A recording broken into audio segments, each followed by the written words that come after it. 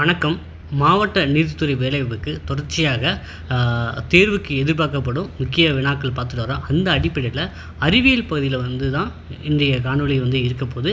நீங்கள் முதல் தடவை நம்ம சேனலை பார்க்குறவராக இருந்தால் மறக்காமல் சப்ஸ்கிரைப் பண்ணிட்டு கண்டினியூ பண்ணுங்கள். ஸோ இந்த வினாவிடை தொகுப்பு எல்லாமே நான் எப்படி எக்ஸாம் ப்ரிப்பேர் பண்ணுறனோ அந்த அடிப்படையில் தான் நான் இந்த காணொலியில் பண்ணிக்கிட்டேன். வாயு கசிவை அறிவதற்காக எல்பிஜியுடன் சேர்க்கப்படும் வேதிப்பொருள். அது எல்பிஜின்னா என்னென்னா லிக்யூடு பெட்ரோலியம் கேஸ் தான் எல்பிஜின்னு அர்த்தம். இது மெர்காப்டன் அப்படி தான் சேர்க்குறாங்க. ஏன்னா கேஸ் சிலிண்டர் ஒரு வாடை வருது சரிங்களா, அது பார்த்திங்கன்னா மெர்காப்டன்ங்கிற வேதிப்பொருளால் தான் அந்த வாசனை வருது. ஸோ இதுதான் ஆன்சர். தொகுப்பு வாயு என்று அழைக்கப்படுவது எதுனா நீர் வாயு. ஒரு எரிபொருளின் கலோரி மதிப்பின் அளவு பார்த்திங்கன்னா கிலோஜூல் பெர் கிலோகிராம். ஒரு எரிபொருளின் கலோரி மதிப்பு கிலோஜூல் பெர் கிலோகிராம்.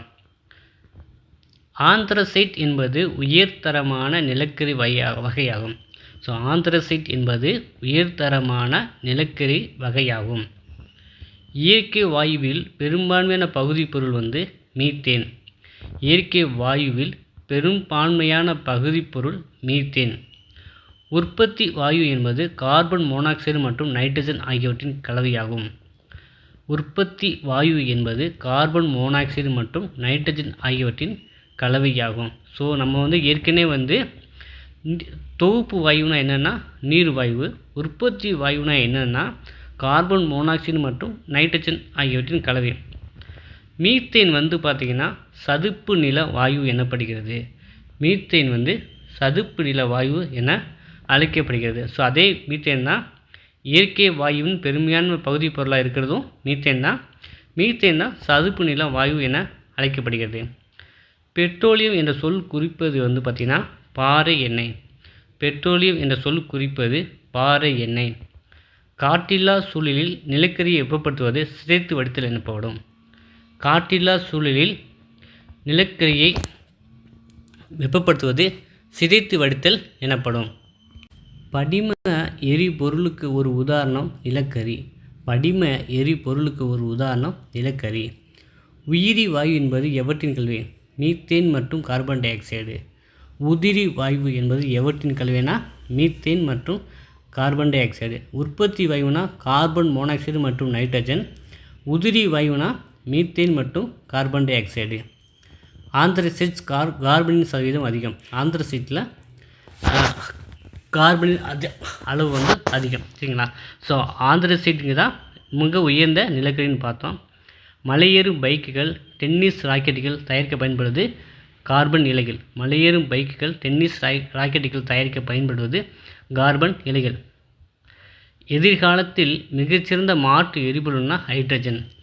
எதிர்காலத்தில் மிகச்சிறந்த மாற்று எரிபொருள்னு ஹைட்ரஜன்.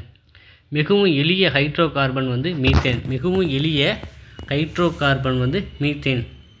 நீர் மற்றும் காற்று சுத்தப்படுத்தும் வடிகட்டியிலும் சிறுநீரக சுத்திகரிப்பு கருவிகளில் பயன்படுவது செயல்மிகு கரி.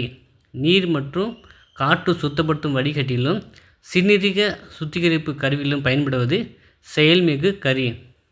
மிக தூய்மையான நிலக்கரி படிவம் கல்கரி. மிக தூய்மையான நிலக்கரி படிவம் கல்கரி. பெட்ரோலியம் மற்றும் இயற்கை வாயுவிலிருந்து பெறப்படும் பயன் தரும் பல பொருட்கள் பெட்ரோகெமிக்கல்ஸ் எனப்படுகின்றன. எப்பிஎஸ் என்பது பார்த்திங்கன்னா ஆங்கிலேய அலகுமுறை. எப்பிஎஸ் என்பது ஆங்கிலேய அலகுமுறை. மின்னோட்டம் என்பது அடிப்படை அளவு ஆகும். வெப்பநிலையின் எஸ்ஐ அலகு கெல்வின். வெப்பநிலையின் எஸ்ஐ அலகு கெல்வின். ஒளிச்செறிவு என்பது கண்ணூறு ஒளியின் ஒளிச்செறிவாகும். ஒளிச்செறிவு என்பது கண்ணூறு ஒளியின் ஒளிச்செறிவாகும். 2 அல்லது அதற்கு மேற்பட்ட மதிப்புகள் நெருங்கி இருப்பது நுட்பம். 2 அல்லது அதற்கு மேற்பட்ட மதிப்புகள் நெருங்கி இருப்பது நுட்பம். திண்மக்கோணம் ஸ்டேடியன் என்ற அலகால் அழைக்கப்படுகிறது. அது வெப்பநிலையின் எஸ்ஐ அலகு கெல்வின். திண்மக்கோணம் ஸ்டேடியன் என்ற அலகில் அளக்கப்படுகிறது.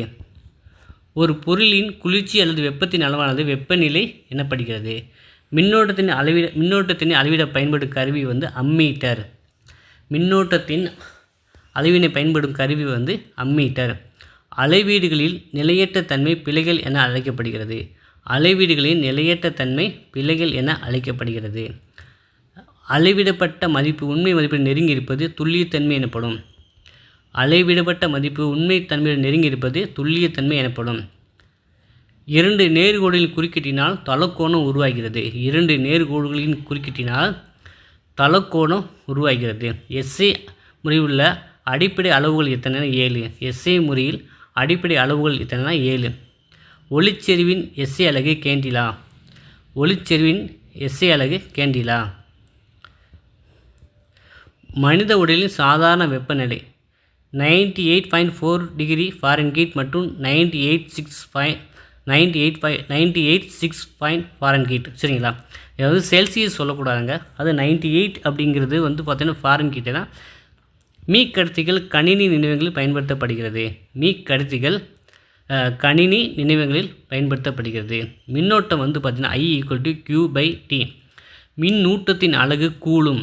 மின்னூட்டத்தின் அலகு கூலும். ஒளிச்செறிவு அலகு வந்து கெண்டிலா. திண்மக்கோணம் ஸ்டேடியன். தலக்கோணம் ரேடியன். ஒளித்திறன் லூமென். ஒளித்திறன் லூமென். பொருளின் அளவு மோல். பொருளின் அளவு மோல். ஸோ இப்போ வந்து சயின்ஸில் இம்பார்ட்டன்ட் ஒன்வேர்டு வந்து பார்த்துட்டேங்க. நீங்கள் reader examiner senior bailiff prepare பண்ணுறீங்கனாலும் ஓஏக்கு ப்ரிப்பேர் பண்ணாலும் ஸோ இதுலேருந்து ஒரு மதிப்பெண்ணோ 2 மதிப்பெண்ணோ கண்டிப்பாக வந்து எதிர்பார்க்கலாம்.